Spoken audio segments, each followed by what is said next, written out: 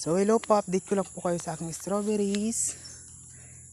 Ito na po yung mga palabas na mga bulaklak po noon. Nagbuka na po sila. At yung iba ay may bunga na. Ayan.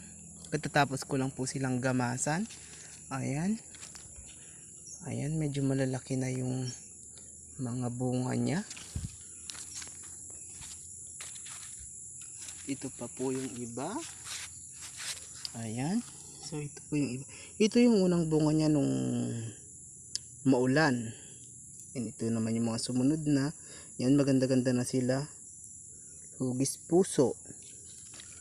Ayan. At ito pa yung isa. Hugis puso rin tong isa. Oh. Diba?